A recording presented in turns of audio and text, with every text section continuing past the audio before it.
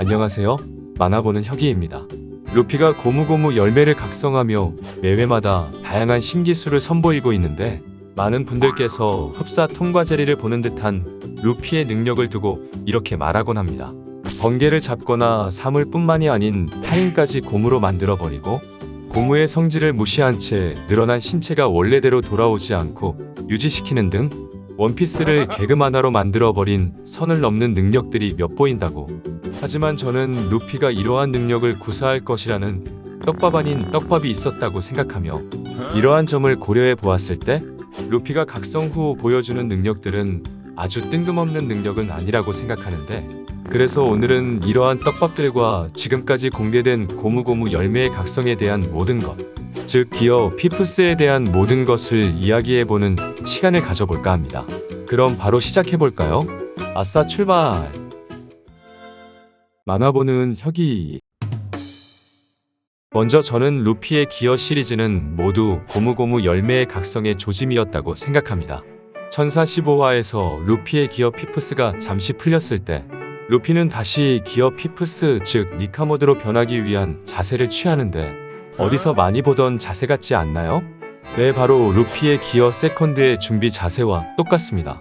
루피의 기어 세컨드는 자신의 몸이 고무인 점을 이용해서 자신을 펌프질하여 혈액순환 속도를 올림으로 하여금 자신의 신체 능력을 기하급수적으로 올리는 일종의 도핑 기술입니다.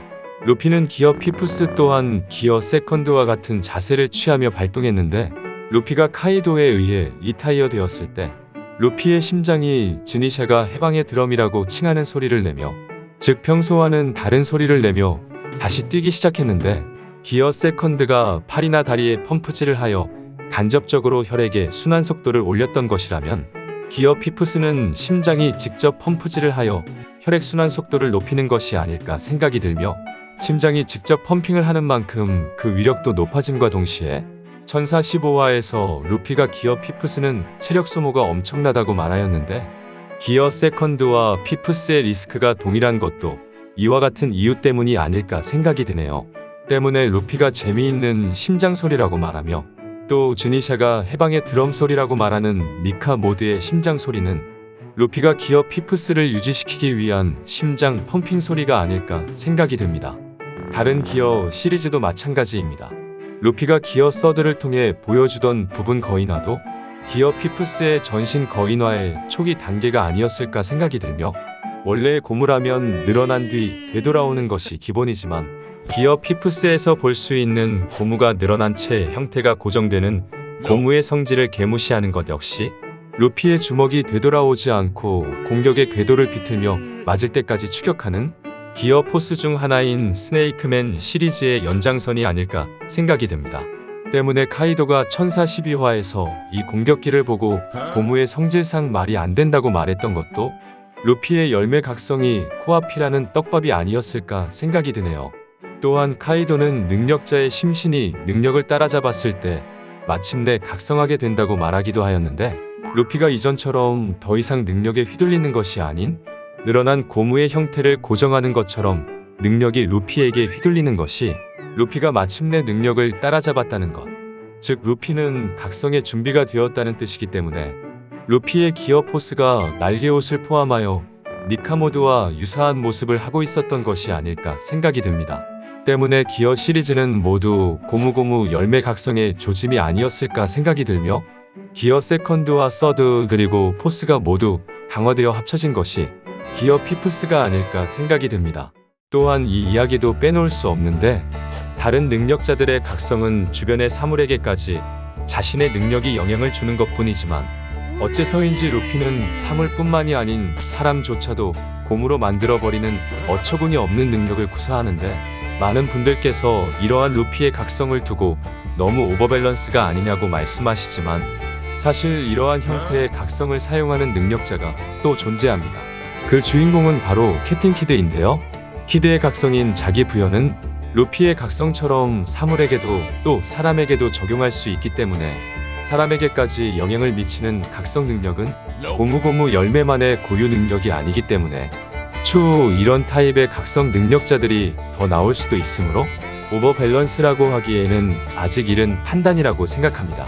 또한 어처구니 없는 능력이라고 하면 빼놓을 수 없는 게 있는데 바로 루피가 번개를 잡는 것입니다. 많은 분들께서 이건 또 무슨 원리냐고 말씀하시는데 루피는 하늘섬에서 번개 열매를 먹어 번개 그 자체가 된 얘네를 때려눕힌 전적이 있습니다. 즉 루피는 고무이기에 번개의 물리력을 행사할 수 있었는데 이와 같은 원리로 루피가 번개를 잡은 것이 아닐까 생각이 들며 혹은 각성 능력을 이용해 번개를 고무로 만들어 일시적으로 잡을 수 있었던 것이 아닐까 생각이 드네요.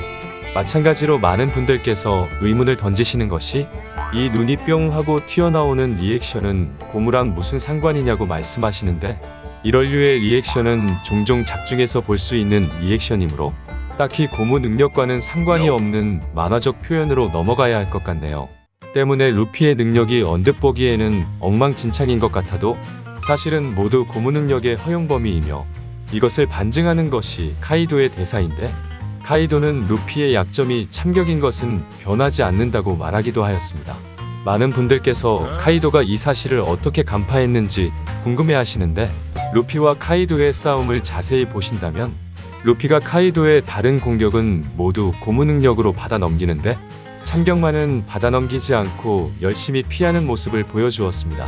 아마 카이도는 여기서 눈치를 챈 것이 아닐까 생각이 들며 실제로 루피는 각성 후에도 참격에 큰 데미지를 받는 모습을 보여주었기에 지금까지 그리고 앞으로 루피가 어떤 기술을 선보이더라도 고무 열매의 본질이 달라지는 일은 없을 것입니다. 마지막으로 이야기하고 싶은 것이 있는데 기본적으로 동물계의 환수종 능력들은 복사 열매와 여우의 능력이 합쳐진 구미호라든지 회복 능력과 새의 능력이 합쳐진 불사조라든지 동물 계열의 능력과 더불어 초인 계열의 능력을 추가로 가지고 있습니다.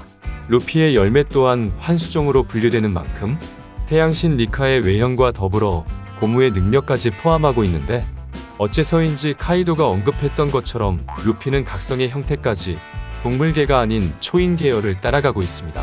카이도조차 의문을 가지고 있었던 것을 보면 아무리 환수종일지라도 이것은 일반적인 동물계의 각성이 아닌 듯 보이는데 즉 루피는 동물계와 초인계에 모두 다리를 걸치고 있는 애매한 포지션에 있다는 뜻이 됩니다. 하지만 이런 류의 악마의 열매가 하나 더 존재했으니 바로 카타쿠리가 복용한 쫀득쫀득 열매입니다. 카타쿠리는 초인 계열의 능력자임에도 사라진 팔을 재생시키거나 몸을 두동강 내는 등 흡사 자연계와 같은 굉장히 유동적인 능력을 구사하는데 공식 설정상 패기가 아닌 공격에도 데미지를 입기 때문에 초인 계열로 분류될 뿐 기본적인 능력 자체는 자연계에 더욱 가까운 모습을 보여줍니다. 오다 선생님께서는 이처럼 초인계와 자연계 사이에 있는 카타쿠리의 능력을 두고 징배의 입을 빌려 특수초인계라고 칭하셨는데 마찬가지로 동물계와 초인계 사이에 있는 루피의 열매 역시 추후 특수초인계나 특수동물계로 분류되지 않을까 생각이 들며 오다 선생님께서 루피에게 초인계와 동물계의 힘을 모두 쓸 수 있는 특수계열의 능력을 주신 이유에는 자연계와 초인계열의 능력을 모두 가지고 있는 즉 두 개의 능력을 사용하는 검은 수염에게 대항할 수 있도록 마찬가지로 루피에게도 두 계열의 능력을 사용할 수 있게 해주신 것이 아닐까 생각이 드네요. 하지만 어디까지나 개인적인 생각이 잔뜩 담긴 의견이니 여러분들은 어떻게 생각하시는지 댓글로 공유해주세요. 저는 다음 영상에서 더욱 재미난 내용으로 다시 돌아오겠습니다. 구독과 좋아요는 정말 저에게 큰 힘이 됩니다. 좋은 하루 보내세요. 안녕.